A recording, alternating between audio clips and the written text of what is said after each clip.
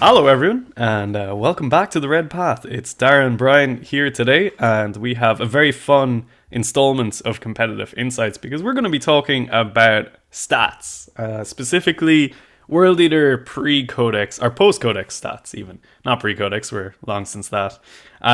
So it's been a little bit of time since the Codex has come out, about 2.5, 3 months, and we have now accumulated enough numbers of tournament games to actually have like meaningful data that we can start to look at for most things, maybe not so meaningful data and other things, but we'll still look at it. And instead of kind of just, waffling through the numbers today, what myself and Brian are actually going to do is look at these numbers and try and kind of construct a narrative around why they are what they are. Because I think a lot of people are kind of very obviously aware that the world leader's overall army win rate is like between the 45 to 50%, usually hovering around like 47, 48 on a week by week basis since the Codex has come out. That's not like particularly different from what it was before the Codex. It was kind of like always around that. It's been like that for, I suppose, going on like a year and a half, 2 years now. But that very much doesn't tell the full picture of what's actually going on here. And there's some really interesting data kind of hiding behind that win rate, which we're going to talk about today. And it maybe kind of points at, I don't necessarily want to call them issues, but interesting stories with the Codex. What do you think about all that, Brian? How are you doing today? Yeah, I'm doing good, Dar. I mean, I have WTC right up next to me, even as we record, keeping an eye on that. Prepping for a couple big events coming up for myself. I'm really excited for that and really keeping an eye on this weird vibes that we're getting from the meta, like particularly with world leaders. And what I would already say is somewhat of a hostile meta for world leaders, like the big three, top three, even top four armies right now are not really matchups that a typical world leader army wants to be running into. But despite all of that, and we've been maintaining that GW Goldilocks zone of win rate, 45 to 55%, which I think once in our history have we ever crossed the 55%, and that was way back in Index. But we've certainly been dipping below 45 here and there. Um, but all that being said, world leaders are doing fine in Yeah. like tournament performance in terms of podiuming and placing. Jack Harpster and I go over kind of like our thoughts to the vibe for that, why we think that is the way that is, if you want to go check that out.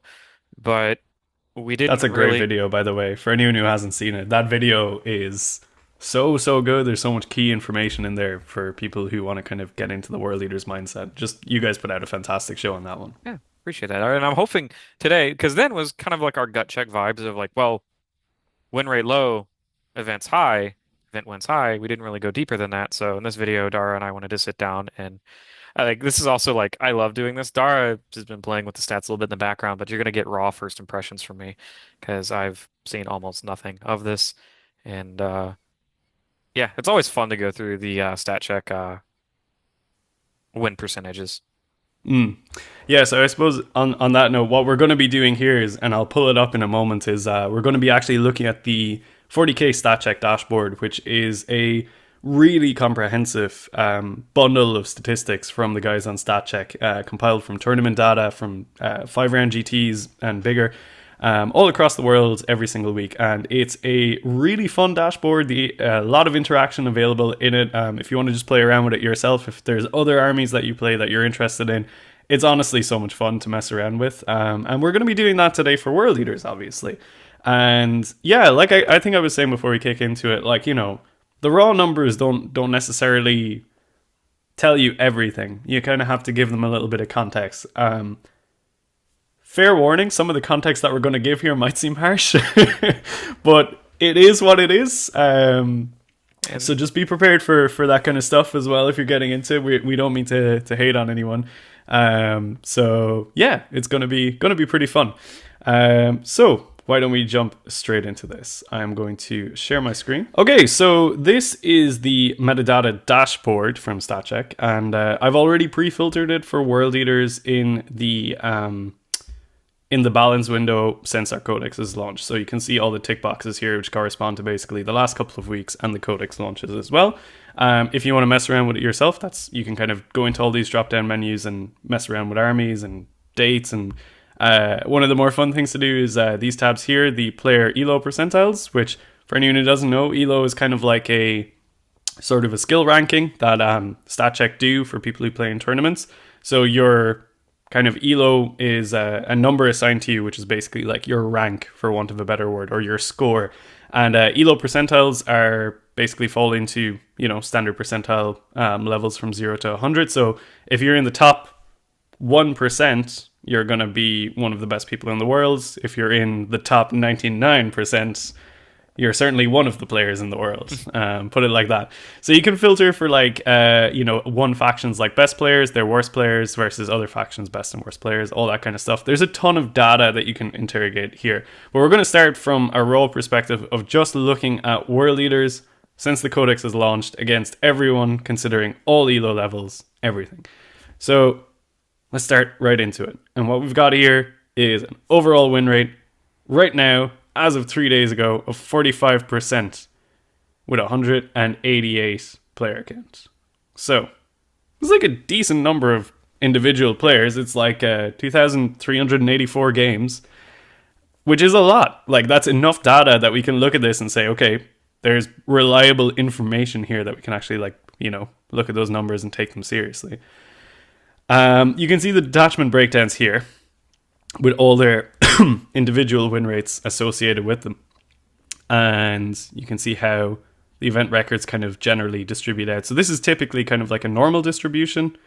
And it's looking fairly normal here, so that's fine. You can also see like event wins and all that stuff. But let's start talking about the data, okay? So straight up, Brian, 188 people, 45% win rate.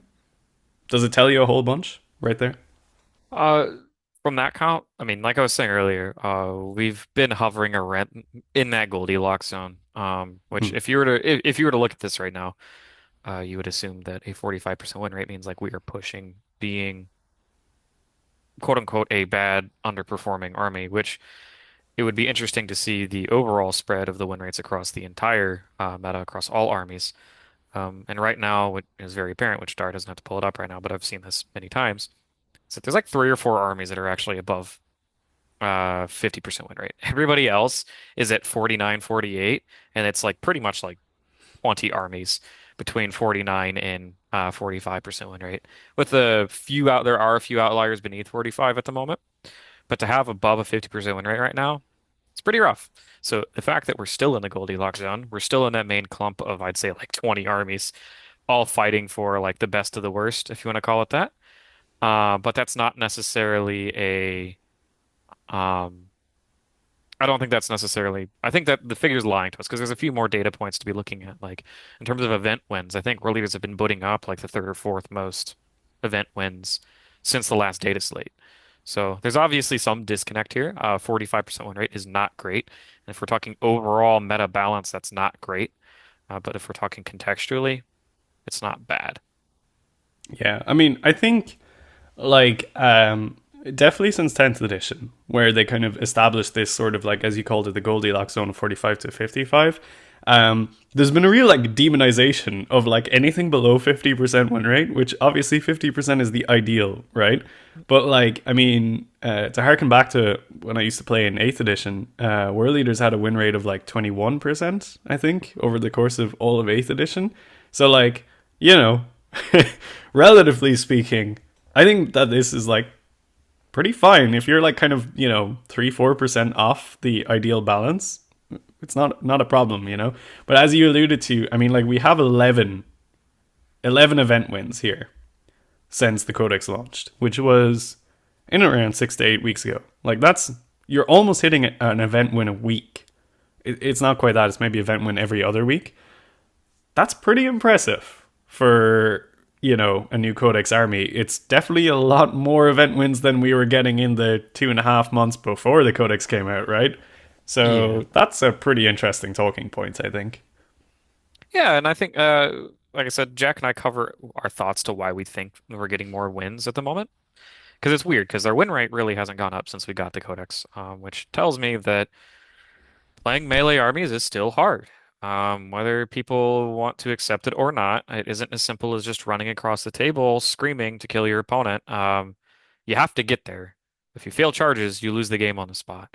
So staging is incredibly important. Actually landing your charges, doing threat assessment correctly, all of that stuff naturally just lends melee gameplay to be a lot more difficult and challenging than just traditional sit back and shoot.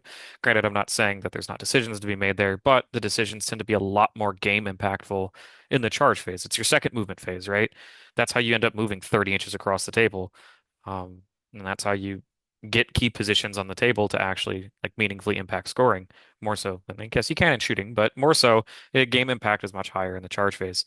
So world leaders in general still have that melee playstyle, obviously. We're the melee army in the game. Um, so we're gonna be a little bit more on the challenging side. Like you have to have all phases mastered of the game to be able to play world leaders correctly.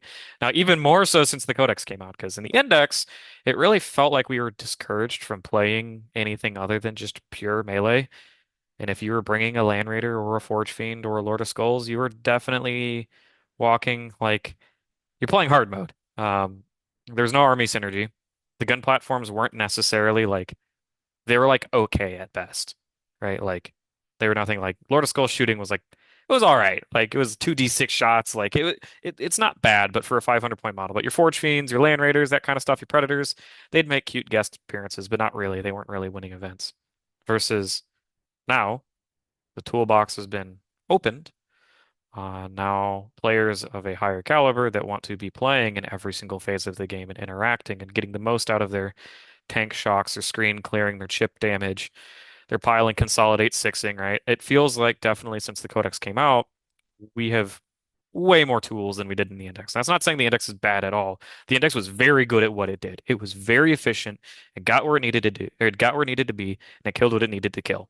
The Codex feel like it toned down a little bit of that mobility and consistency in exchange for more tools where we can kind of bring that consistency back up in our damage output. So I really feel like Give me for more options for like skill expression, right? right, it would very common and it used to be that they'd say world leaders were balanced in the index, and I'd actually argue they kind of weren't because we were a 4-1 army. Like you would go 3-2-4-1 with world leaders pretty consistently.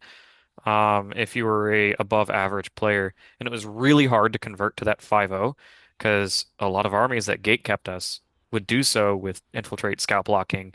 They'd have some like Eldar with board control, and us not having the tools to handle those oppressive Mm. board controlling armies made it really hard to convert 4-1s into 5-0s, which now that we have those tools, even though they may not be strong, the best tools in the game, they're still tools and they're still good. Like the Forge Fiend is one of the best shooting platforms in all of Chaos, just in all of across all the books. It's really funny. The Yeah. fact that we can outshoot Emperor's Children is just it's just like oh, it just feels so good. Um, yeah, between like people taking Mauler Fiends and Forge Fiends now, um, that's having better firepower than like an Emperor's Children army. That's kind of funny. But that's not saying that the Forge Fiend's overpowered necessarily. It is certainly good, but it is good enough now to be used as a tool to enable melee, which in the index was kind of throwing to do. So Yeah. my assessment is we have more tools to convert those wins, uh, even though win rate may not reflect it. Correct. I like that assessment. I think it's good. Let's take a quick look at the event record distribution here. So, what this is basically how World Leader players are finishing out their events, be it 1-4, 0-5, 3-2, winning an event, etc., etc. Here we have, as I said, a fairly normal distribution where kind of everything falls under a roughly bell-shaped curve, which is beautiful.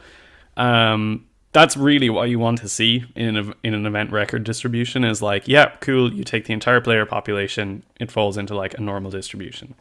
Really nice. What we are seeing here is that the majority of, or the highest percentage of players are falling into the kind of 2-3 category. So like 32% of the players are finishing up 2-3, but then 25 are 3-2, so it's nicely mirrored. And when you look at like the kind of like negative result, so your 0.5 to 2 threes, you have what is that, 22, 44%, 54. 54, so slightly more than half are in the negative category, which is, it's not enough that you would kind of say like, oh, that's a big problem. If that was skewing heavily downward, it would be something to look at. And you're also not seeing like massive skews on the either end either, which would kind of also suggest imbalance. So I think overall, there's not really a crazy amount to say to that. Just like that data looks really good to me. If I was just to look at this alone, I would say like, yeah, that army seems pretty balanced, but not necessarily the entire case, because let's pull this up. This is the detachment win rates. I'm just going to zoom in here. So, yeah, we have Josie, everyone else, and then the two people playing the other detachments is basically how you can sum this up. so let's rip that. Let's work down through it. We've got Cult of Blood up top with a mighty 64% win rate. So Crazy. Must be broken. I swear, so many content creators were out there saying that was our worst detachment. Look at that right there, 64% win rate with If seven we if games we don't look played. if we don't look past that Ignore the seven screen, game. Yeah. it's 7 games, 5 of which are Josie. I'll let that one sink in. This is basically Josie's personal win rate. Hopefully, it will remain that way for the entire duration of the codex. I think that would be quite funny. So keep on doing what you're doing, Josie. We love it. But yeah, then we have Berserker Warbrand. So moving from 7 games to 1,704. It's a lot more. Let me remind you, a total of 2,300 games. So that is the vast majority of games as world leaders in tournaments are played with Berserker Warband. That tells a bit of a story in itself. Got a 50% win rate. At a 50% win rate, which is perfectly balanced, go Berserker Warband. But that is arguably, if we take Josie out of the equation, Cult of Blood drops to a 0% win rate. So barring Josie, Berserker Warband is our best attachment in the game, according Correct. to this data. Yeah. And And it is by far the most represented. Like, it's not even remotely close. You've got, we've got access to 5 detachments, and six of bar all, or five bar Cult of Blood. sure, But yeah. sure. Of those detachments, like, the vast majority of games are Berserker Warband. That is telling us, like, one thing and one thing only, in my opinion, and that is bad internal balance. Or the fact that there is a detachment that's just so much better than all the other ones that it is stupid not to take it at an event. Not stupid. Obviously, you can have your reasons to, like, want to play the other detachments. That is totally fair and valid. But, like, if you want to go to an event and compete seriously, the best win rate with the vast majority of players is Berserker Warband right now. And that's, like, a little bit depressing because it's our index detachment. Obviously, it's changed, but, like, it does speak to poor internal balance. And I think that poor internal balance is literally entirely down to the fact that Berserker Warband gives you the +2 strength and +1 attack, and that is just such a huge breakpoint. Whatever about the stratagems, they're all good. Enhancements are good. But that breakpoint alone is basically, in my opinion, pretty much the entire reason why Berserker Warband is front and center right now. I don't know if you've got a different opinion, Brian. Yeah, and there's a lot of so for a melee army to be successful on the table, and this is across the meta entirely, all melee armies, you need two things. You need speed to be able to deliver yourself to the other side of the table, and you need lethality. Now, the speed part and getting to the other side of the table can be counterbalanced with just having a lot of stuff to get you to the other side of the table. You just have to be able to make contact with your opponent. Now, World Leaders is a Astartes Legion. We do not necessarily have numbers on our side unless you're playing some weird skew build. So typically you'll see 12, 13 units on the table, 20 to 30 Berserkers, maybe some skew builds a bit more. Throw in a couple 8-pound, right? We're not really that model intensive of an army. So, as you can see from Berserker Warband and Gortrak being the most successful detachments, is that they have the durability, or they have the speed portion that we're looking for, and they have the lethality buffs. Between Vessels of Wrath and Possessed Slaughterband, they don't really bring anything to the table I don't necessarily on know. the So scale that Warband I and would Gortrak say, do. like, we can't look at these numbers, right? Because, like, if I- you If you go Yeah, to because Vessels, it's like 4 people, and Possessed Slaughterband is like 2 people, right? and there's more So, context there, sure, but in terms of what people are playing right now and what people want to be playing to have success at a tournament, if a melee army can make contact with somebody and not kill what they're making contact with, you're just going to fold and get picked up off the table. Which Berserker Warband just has the strat efficiency to get you there. The +2 strength, +1 attack pushes your lethality over the edge. You're able to pull a third buff. Same thing with Gortrek. You can get Lance and +1 to charge. They have access to the Rhino being able to rocket you up the table. They have access to scouting. That's where a lot more movement tricks are. Really, at the end of the day, do you have movement tricks and do you have the lethality? That's what players want to be looking at to have mm, a successful time with melee armies. And it's just Warband's just kind of like got everything. It's got all the answers for what you would want to see there, which, like as you said, is a sign of bad internal balance because we have strength 4 berserkers that pretty much makes them a solid C tier unit in every other detachment, where they're an A tier to S tier unit in the other two detachments. We're talking yeah. 8 bound going from strength 8 to strength 10. That's a huge jump, right? It's a massive breakpoint for so many, especially in this meta. It's a massive breakpoint. And I almost wouldn't even consider playing them. Like people are already debating dropping them from Warband, which I I have my own opinions on that, but I you could make a solid argument to me that yeah, don't play 8-bound and Khorne Demonkin or Gortrek. Like it's just a waste of time. Same thing with Cult of Blood. It's just a waste of time in some of those detachments. Mm, Opinionated there. But Berserker Warband actually pushes them to a threshold where you're like, yeah, they're actually a really good choice. So I feel like Warband is hogging the spotlight, and that's not necessarily that Warband is overpowered.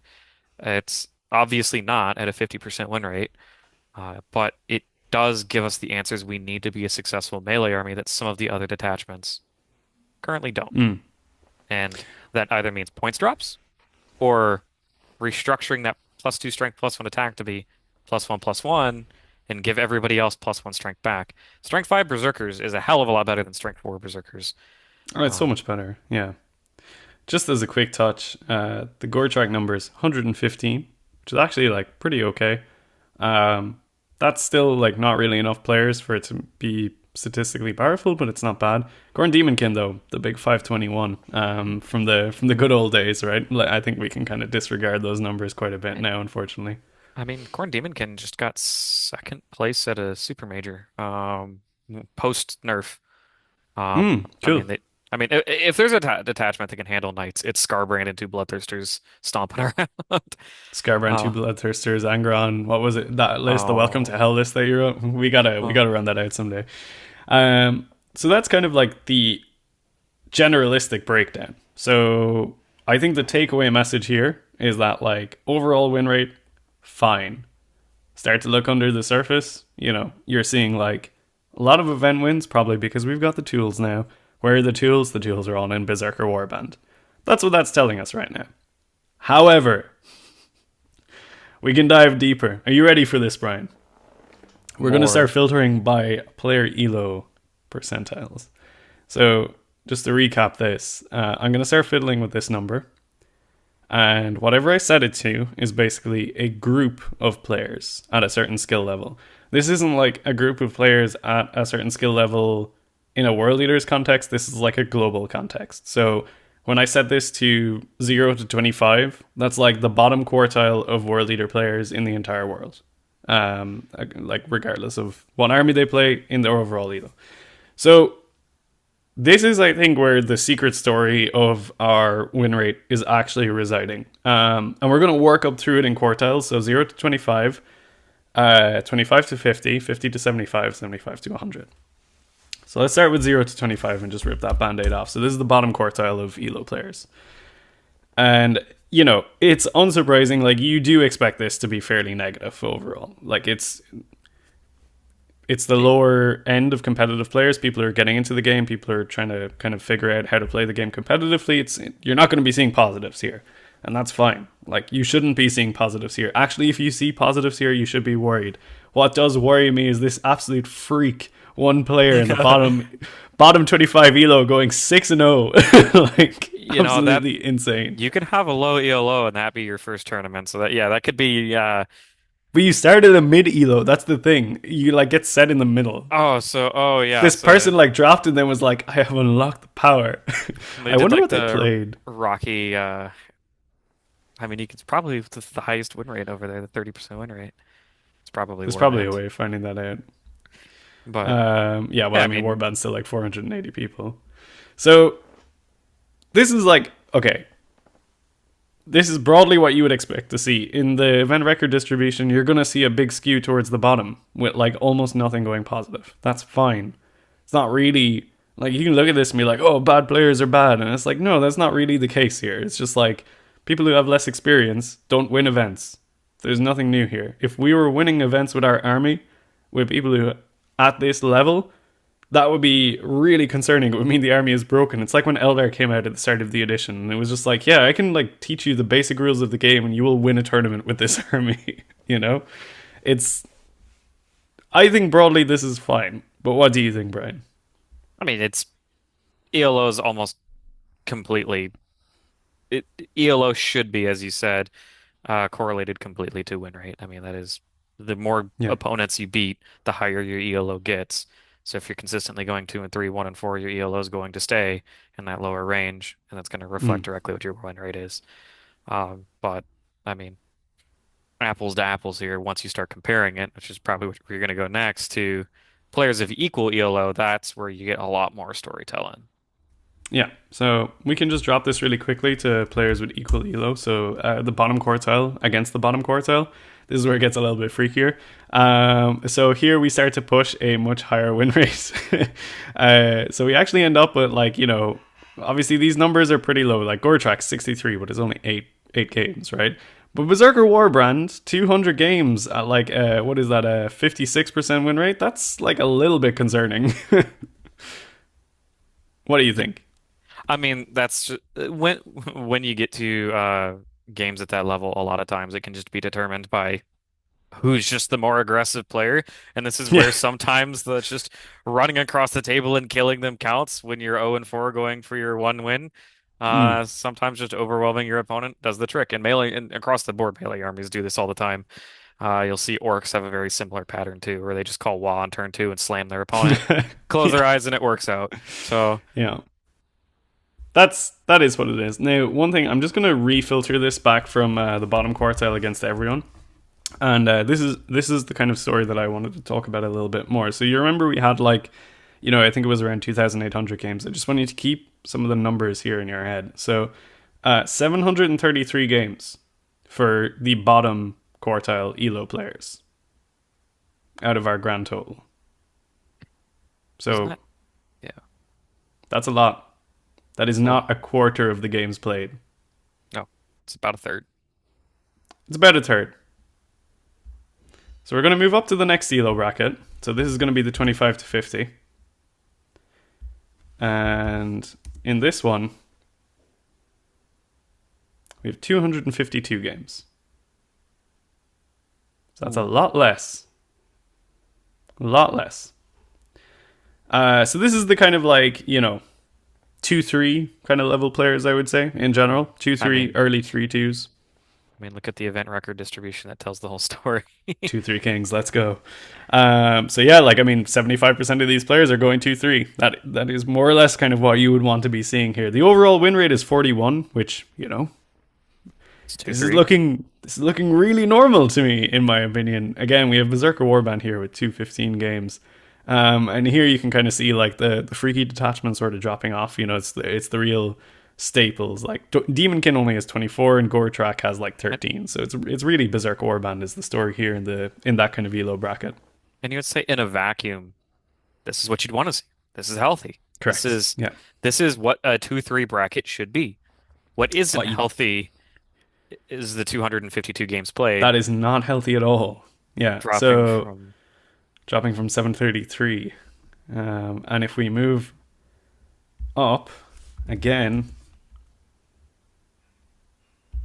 so this is the 50 to 75% bracket, 287 games.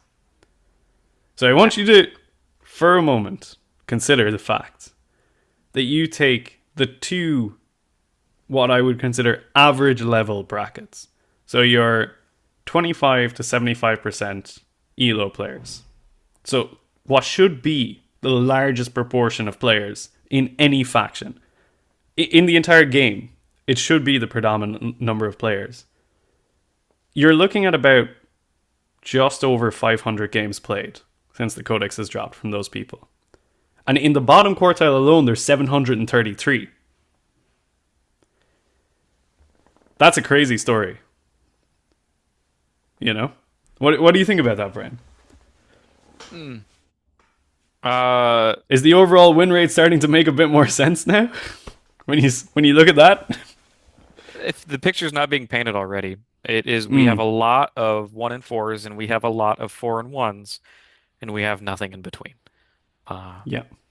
So this is what we call in like statistics like a binormal distribution, because I'm just gonna very quickly bring up the top ELO percentile, so 75 to 100.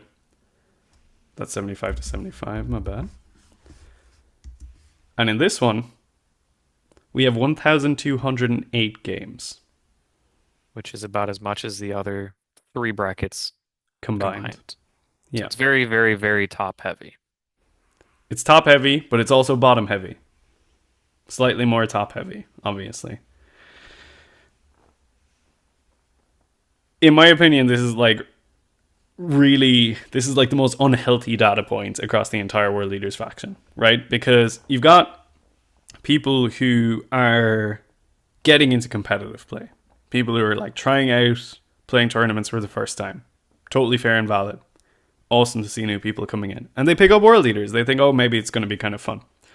And, you know, obviously it's tough. We know that the army is nuanced. We know that there's a lot of difficult aspects of playing this army competitively. And we see that reflected in the stats. The majority of them are finishing heavily negative at events. And then we have, we'll say, the long-term players, the veterans, the people who have mastered this army, which there is a lot of because World Leaders has a very strong and passionate diehard fan base. They're like both up here. And then where you would expect to have the bulk of players kind of making up that mid-pack of like casual tournament attendees, people who are like pretty good, but they're not like pushing for event wins, you know, that kind of level.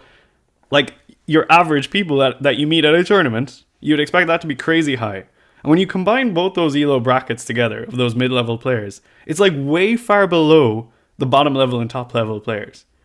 And the way that I look at that is like you have a situation where World Leaders is like extremely high skill level or skill ceiling and a pretty high skill floor.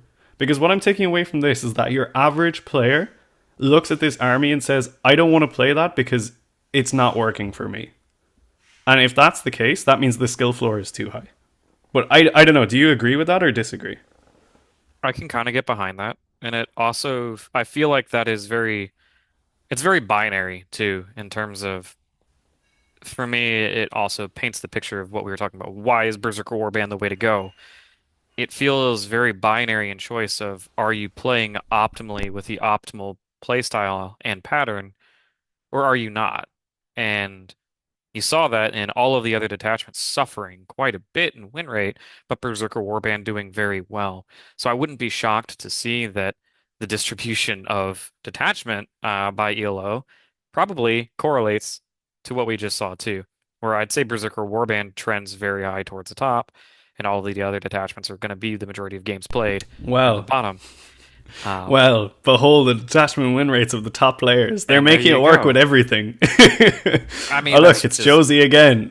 Literally 5 games. It's just Josie. That's just the inverse of what we saw from earlier. Is that? But you know, like someone took Possessed Slaughterband. He was like a pretty good player and brought it to what looks like a 6 games at 67, so like 4-2. When we're talking weight of games. Oh yeah, we have Berserk Warband with 869 which is games. where I'm going with that. And that is again, proof behind what we thought was the issue, which was poor internal balance within the codex, is that there's just a better choice right now for what you should be playing as a detachment to help you perform above average at a tournament. And also that army just around, like, to its core is challenging, as you said. High floor, high ceiling. That mid-band doesn't really exist. Which is unfortunate. So keeping with the top ELO for a moment, we can see that overall they have a win rate of 64%, which is high. Like, that's probably, I would say, a little bit higher almost than you want it to be. But, you know, what is interesting is the event record distribution is actually like a normal distribution, like almost perfectly normal, which is weird. You shouldn't actually see that. For like the top elo players, you should expect a skew towards the top half. Um, so I don't know. Sometimes good people do bad, I guess. Present. um, Now, an interesting thing that we can do here is we can look at how good are the good players at converting into event wins, or like how good are they against people of equal skill. So let's bump up their opponent elo levels to the top 25% as well. Ouch. My god. Can anyone stop Josie? That's pretty funny actually, because that means that like all of Josie's games at Dark Doom were like top elo players. There's 5 games logged there.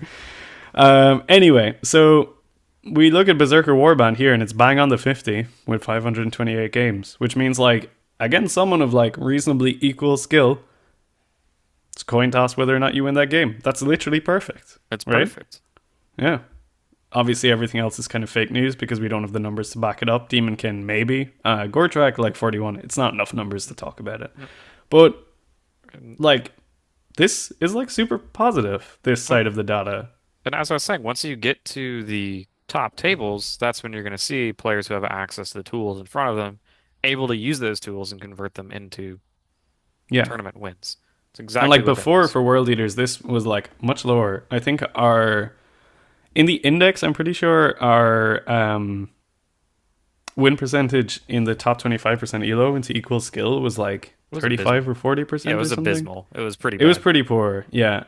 Now we're looking at 50% with the most popular detachment, which is like probably why we have a 45% win rate and 11 event wins, because the player population is really strange, but the people who are good are able to do good things with it. And I think, like, I kind of spoke about this in the other meta reviews that I did for the index, but like it's sort of what makes it very hard to actually kind of have a conversation globally with like world leader players, because you don't necessarily know the person that you're talking to, like where are they in this chain. Like, are you talking to someone who's, in that top 25% doing really well, or are you talking to someone who's like struggling, or one of these like elusive mid-table players who are apparently like going extinct and harder to find than, like, I don't know, an animal that's going extinct. I can't think of one off the top of my head. um it makes it hard, to have that discussion. Like, I think if you look at the top 25% elo bracket, you can reasonably assume if you're talking to someone competitively about world leaders and they seem to know what they're talking about, they're probably one of the good players, but you can't know for sure. And the thing is that, in my opinion, this makes it very hard to actually balance the army, because what do you do? Like, what do you think you do in this situation, Brett? What needs to be done? Does it need to be balanced externally? This is when, I mean, we had that data slate like 3 slates ago where they were like, ah, it was the internal balance data slate. And it was just like all of our good stuff down and like Terminator's -5. And we were all really sad. So rather than getting that treatment again, it needs to be an, because genuinely, if the Codex was to get nerfed, it would be catastrophic for the mid and lower bands, right? Everybody Yeah. would probably drop a full. We would see all those numbers just shift left, almost a full category. Well, what So, usually happens, right? Because we've had that before, and like I've done the meta reports on that before. And what normally happens when there's a balance slate that nerfs us is those like 0 to 75 elo bracket like fall off a cliff, like they drop really hard. But the top elo bracket barely moves, if it does even move at all, and that's because the nerfs have generally been like so incremental that they don't really affect the top level players, but they absolutely like decimate the population and the rest of the field.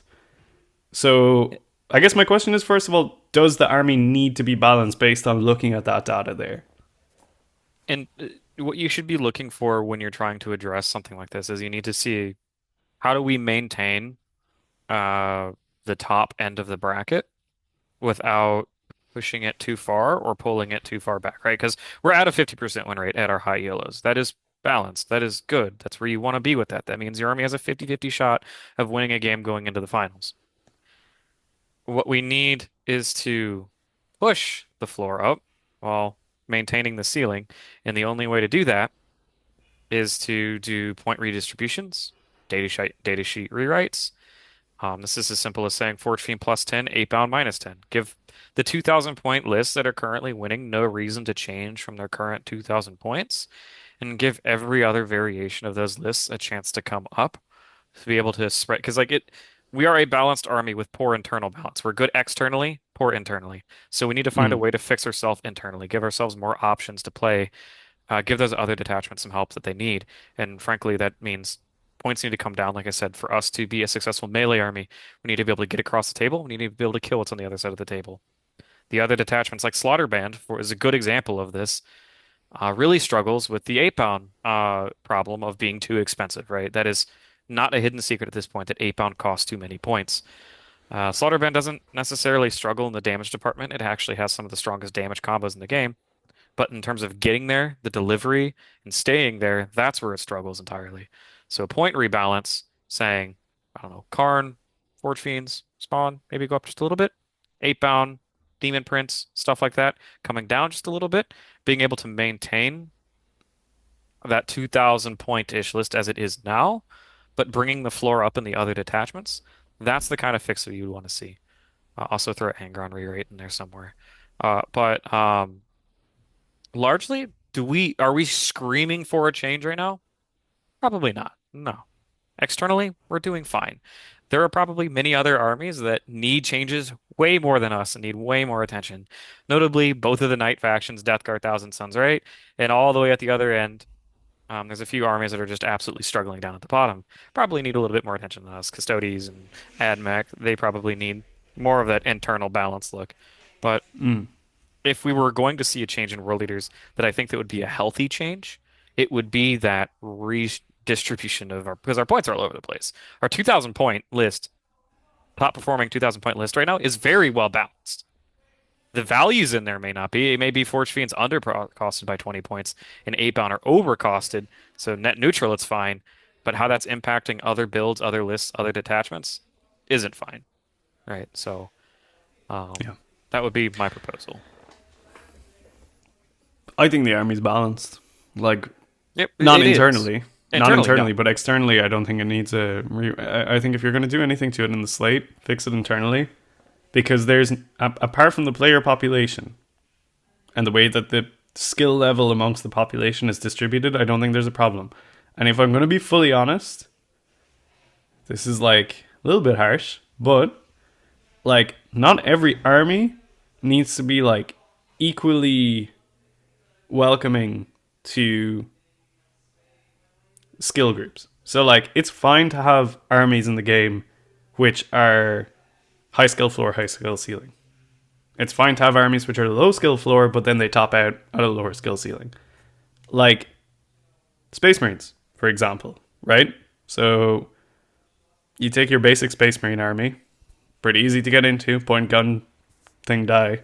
But like mastering that army is not that hard either. And once you kind of get to the mastery level, you're like, oh, yeah, whatever. And that's why you don't typically see like Space Marines dominating the meta a lot of the time, because it's kind of like, yeah, they don't have everything to like, duke it out at the top. And like World Leaders is predominantly melee army. Melee is like the hardest kind of way to do your damage and get your points in the game. So it's inherently going to be higher skill floor because it's melee. And then obviously higher skill ceiling because you've got a lot of room for skill expression. And when you're like the primo melee army in the game with the highest points cost associated with your units, it's gonna just be hard to play. And we've been living in that world literally since we got our first codex in 9th edition. That's just how it's been. We are the red, evil, angry, fast custodes. And custodes are like one of those ones where it's like very welcoming to new players, because you pick up these nice golden models and they don't move very far, but every time they touch something it usually dies. And then you can pop these really easy to understand abilities that make sure your guys don't die. World Leaders are like the opposite, where it's like we move hella fast. We are very expensive and we die pretty damn quickly. So if you make one mistake in that pipeline, you lose the game. Right. And it's fine to have an army like that. Like, I know it sucks if you're like, I want to get into competitive wargaming. I love world leaders. And you pick them up and you're like, God damn, how the hell do I use this on the tournament table? I'll tell you how. You subscribe to our Patreon and we'll tell you how. Flawless plug. But that aside, like, I think it's completely fine to have armies that have like different levels of skill expression. And I just think World Leaders is one of those ones which, as we can very clearly see, does draw people who are higher elo, and it does convert for people who are higher elo. Not to discourage people who feel like they're not as good at the game. Like, I mean, elo is like just one metric for measuring your skill. It's not perfect. No metric is. But there's like a very obvious trend here, which is very easy to follow, and I think it's actually like quite logical and makes sense. So I think it is a pretty good way of tracking everything. And yeah, I don't know. I think it's interesting.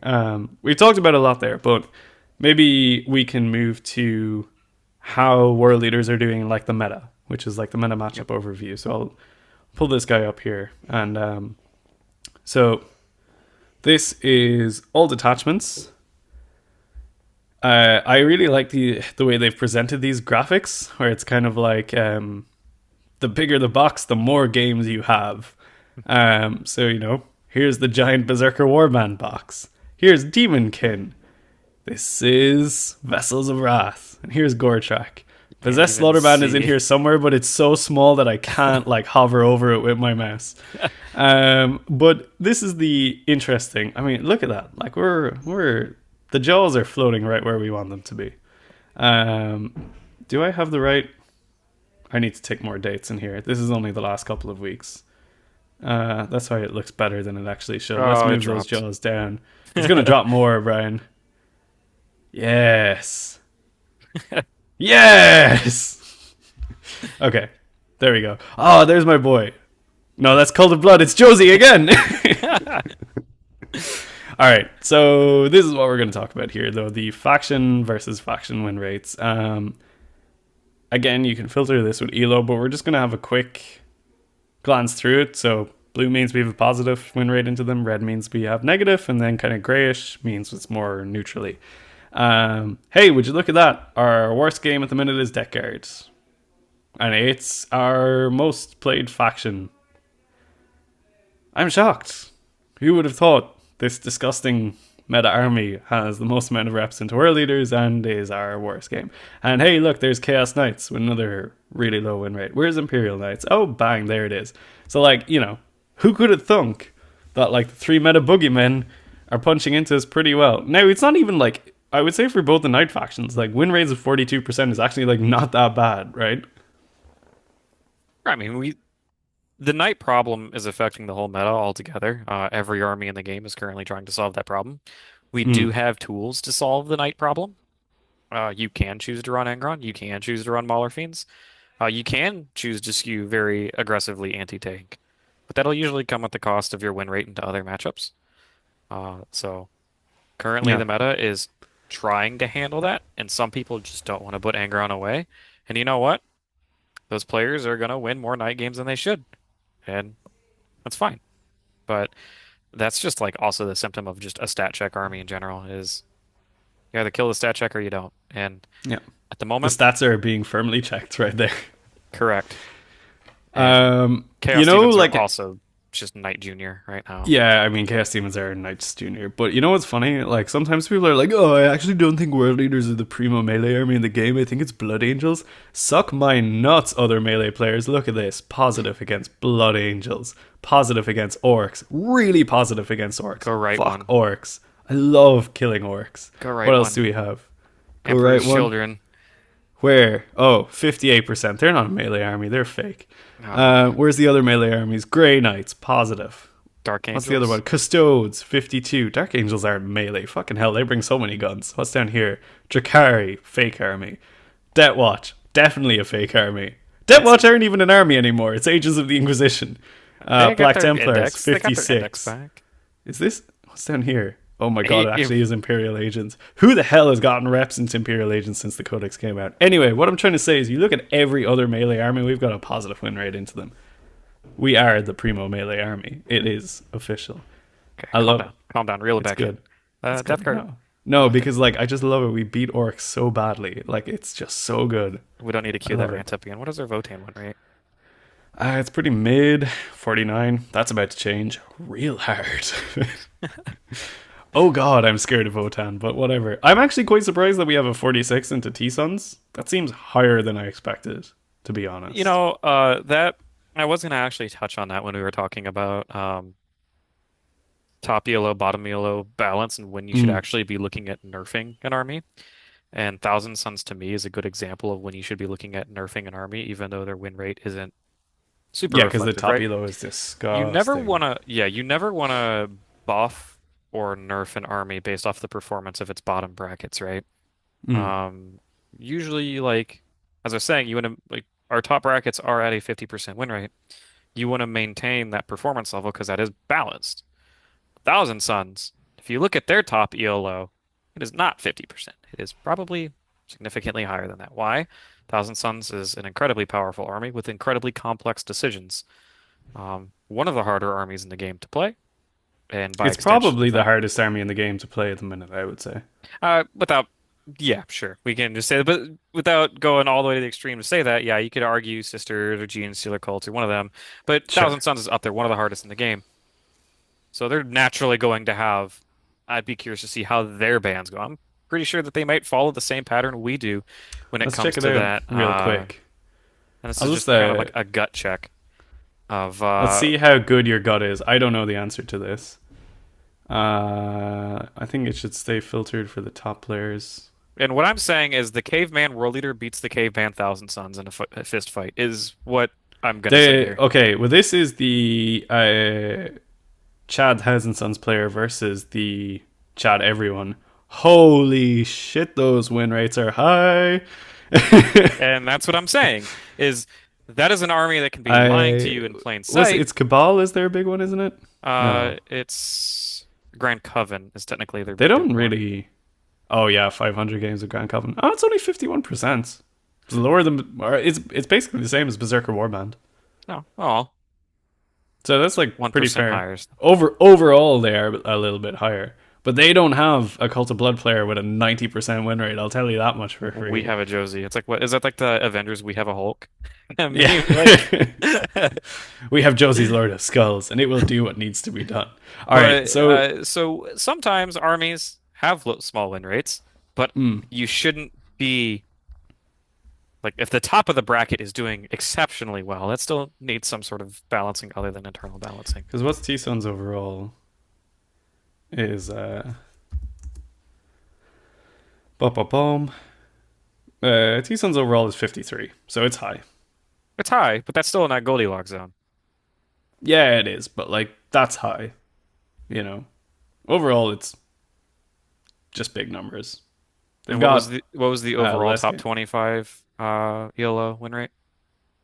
I Top think it 25 and a top was like 25 was like 60. 59 or something like that. Or no, Sure. sorry, it was like 51, 52 when it was pair into pair. So it's like not crazy. Okay, so Um, but let's go back to World Leaders. and that was just an example of Yeah, I would say the Thousand Suns is typically a pretty bad matchup for us on top tables, but that let's 46% find win out. rate. That's what I was about to Um, do now. Let's take a look at the top elo players and how their matrix looks. So it's pretty much blue across the board, which is like about what you'd expect to see. This is against the entire field, not good we have against good. one red in there. Hell What is yeah! that red? Hold Look on, at what is that. that red? We have one Guess. red in there. Okay, I just covered the matchup thing with my hand on my screen to be like, I'm gonna make you guess. I'm like, oh, you can see. Yeah, Like, I can see it. okay. What do you think of the red is gonna be? I'm gonna What zoom in on army are this. we doing bad into with our Yeah, top ELO with our into top elo players. I want to say it's Imperial Knights. Okay, let's find out. Wrong. Sisters. Sisters. And it's not even like that low of a number. 19. It's not a lot, but it's not enough to kind of discount it. What's going on there? Still want to say that's kind of scary that our top 25% players are still struggling into Having John's sister this player, weird like funk into sisters. the average sister Um, player. the average sister player, right? And then like, everything's basically blue except for like weirdly guards. Kind of like apparently we're just getting psyched out a little bit. I mean, it's still positive, and then obviously Eldar is low, which I actually think that's a bit surprising. I would have thought our good players are going to be fine into Eldar now, but apparently not. Then And then Imperial just Knight's kind of teetering on the and edge as just well. getting stat checked. Mm. But what about top versus top? That's where it's going to get spicy. Okay, what do you think?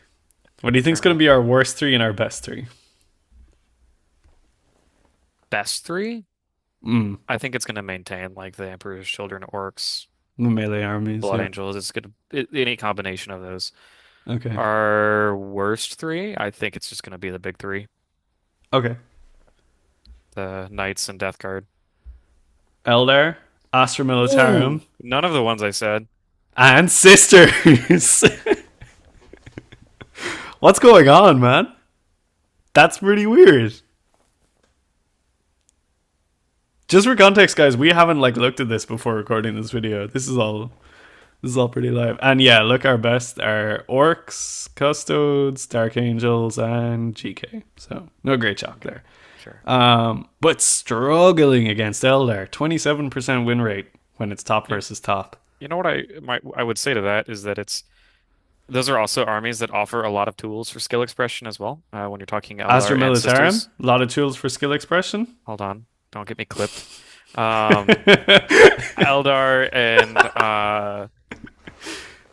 Eldar and at least only Eldar and Sisters in this conversation have a lot of tools for skill expression. Yeah. Which, if you're talking top table performance, usually is what it comes down to, is how can you best utilize the tools in front of you. And I would say your top elo Eldar player is probably just fantastic at 40k in general. Same Yeah, thing I with think that's quite Sisters. fair. Yeah. I mean, like, we are still struggling into DG, CK. Like, our overall CK win rate is not any different from our top level players. So it's kind of like, it doesn't really matter if you're like one of the best players as a world leader, you still have about the same chances like John What does that Bottomilo. say? What does that say? That tells me that John Bottomilo is running Angron, two Bloodthirsters, Scarbrand, and a Kloss, and sometimes he does just stat check the fuck out of the CK player. Hey, but the Imperial Knights drops to the bottom there. Yeah, Um, yeah, for sure. I'll Yeah. say we are turning red into Space Wolves right now. We're losing our primo melee status. I mean, it's 16 games. It's not even real because it's like probably a mix of post and pre-codex. It's just whatever. But yeah, again, the melee matchups are good. Like, we've been beating Tyranids all edition. Nothing really changes there, you know. Space Marine win rate jumps up by like 6%, which is to be expected. Like, good players know how to beat Space Marines. What's this one in Deathwing here? Knights, who? Oh, that's the Sisters. I did not expect Deathwing Knights to be our best matchup. Yeah, 74, right up there with Orcs. I mean, listen, apparently even Orc players just call wag and run at you and it just doesn't work out anymore. I think this is like actually just like a really interesting one to look at because it's like it's pretty weird, you know. I would have thought that like our best players got a handle on Eldar by now, but no, apparently you guys keep joking. But it is what it is. Let's look at a couple of other things before we kind of start finishing this one up. So we've kind of talked a lot about Elo, so I'm not going to do pure versus pure because it's basically just talking about Elo in a different context. I do love the win rate trends. This is like the sexy graph.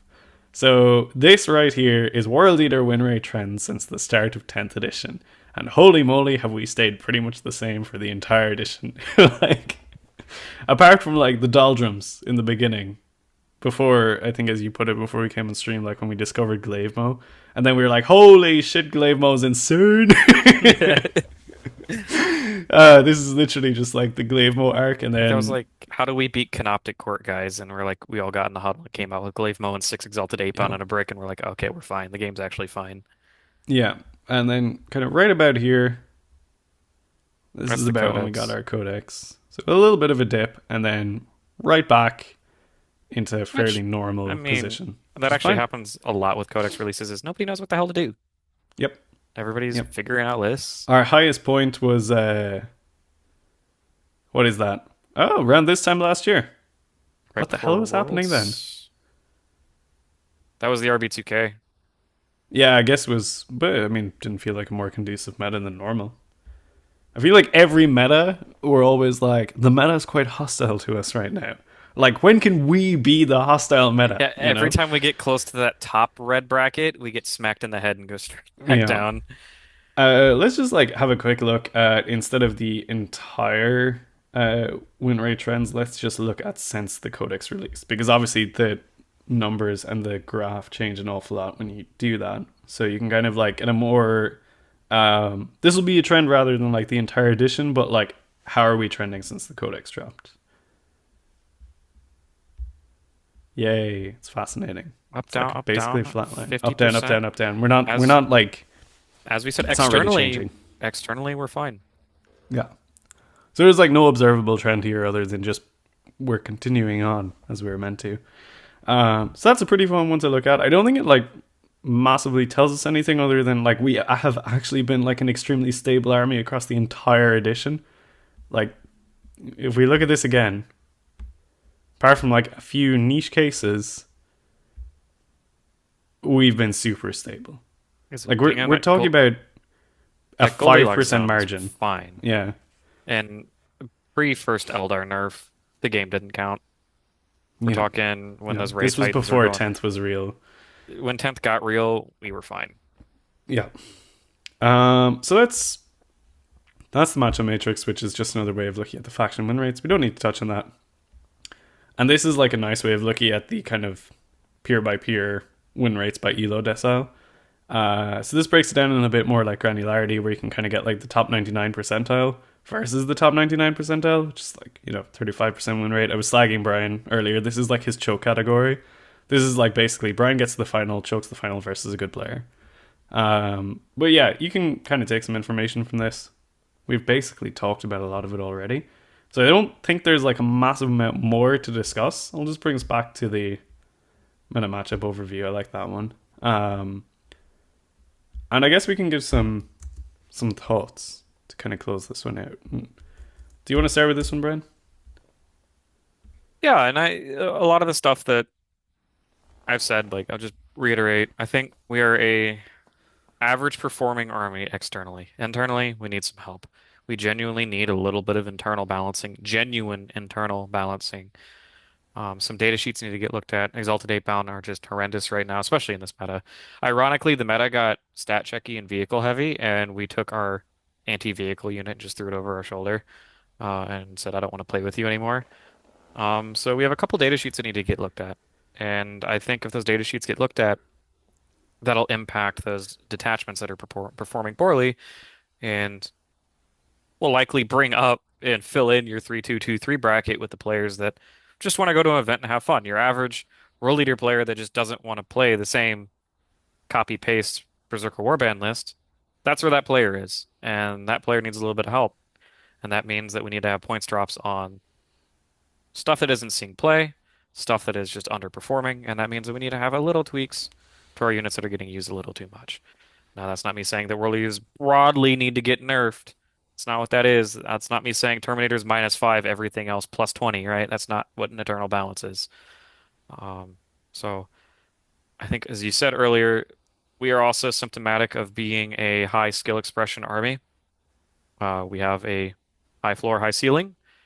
It is this is a hard army to have be your first Warhammer army. This is one that rewards game knowledge and knowing how to weaponize the core rules to your advantage, and like really using most of every phase, all of the tools you have access to. Yes, Dara, the orc players, they're crying. Um, Stupid and mushroom people. I think that in the nicest way possible, the better you are at the game, the better you'll perform with world leaders. The worse you are at the game, it's going to be really hard to perform with world leaders. Like really, substantially harder Has to there ever perform with been a world more leaders. honest like 40k army? Where it's just like be good, do good, be bad, do bad, be in between. Apparently, don't play. Except for that one dude that's taking down super majors in the bottom 25% of ELO. There was that Go one off, dude. go off. I love it. Yeah, I think it's, I don't know. Like broadly speaking, I think it's actually like pretty much all the data aside from like the player population. If you want to look at that as a negative, which personally I don't really like see it as much of a negative, you could look at it that way. I just think it's fine. Internally, yeah, we need help big time. There's no question about that. All the figures here are saying everyone loves Berserker Warband. Please give the other detachments some love. Shocker. Apart from that, it all looks pretty good. Getting a decent amount of event wins. The people who know how to use the army are doing well with it, as you just said.